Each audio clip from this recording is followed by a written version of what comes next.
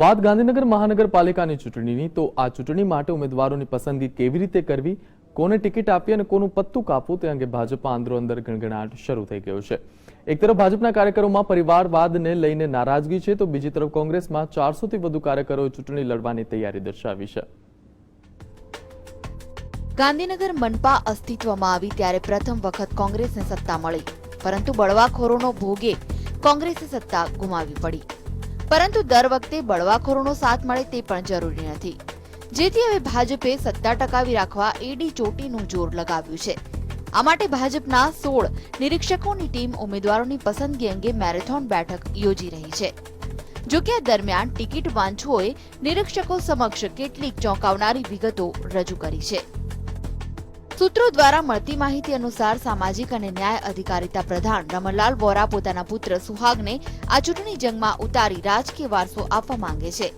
તો એક ચર્ચા એવી પણ છે કે દસાડાના ધારાસભ્ય પૂનમ મકવાણા પોતાના પુત્ર હિતુ મકવાણાને સેક્ટર 24માંથી મેદાનમાં ઉતારવા કવાયત કરી રહ્યા છે।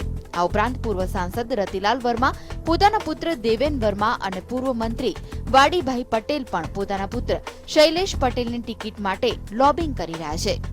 તો જીએમસીના પ્રથમ મેયર મહેન્દ્રસિંહ રાણા પણ આ જ લાઇનમાં છે, જો કે તેમના પુત્રને ટિકિટ આપવાનો ઇનકાર કરાયો હોવાની વિગતો જાણવા મળી છે।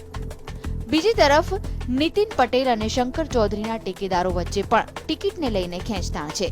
સ્થાનિક કાર્યકરોમાં પણ ગણગણાટ શરૂ થઈ ચૂક્યો છે કે પક્ષને વફાદાર રહેનારા કાર્યકરોની ઉપેક્ષા થઈ રહી છે અને ભાજપમાં પણ પરિવારવાદ ઘૂસી ગયો છે અને જો ટિકિટ ફાળવણીમાં અગ્રણી કાર્યકરોને સાઇડલાઇન કરાશે તો તેનું પરિણામ ભોગવવા પક્ષે તૈયાર રહેવું પડશે। એક તરફ નેતાઓ પોતાનો રાજકીય વારસો પોતાના સંતાનોને આપવા તલપાપડ છે, તો બીજી તરફ કાર્યકરોના અસંતોષને ડામવાનો પણ પડકાર છે। ત્યારે જોવું રહ્યું કે મોવડી મંડળ પર કોનું જોર વધારે ચાલે છે, નેતાઓનું કે પછી કાર્યકર્તાઓનું। કેમેરામેન જયમીન સાથે હિતેન્દ્ર બારોટ, GSTV, ગાંધીનગર।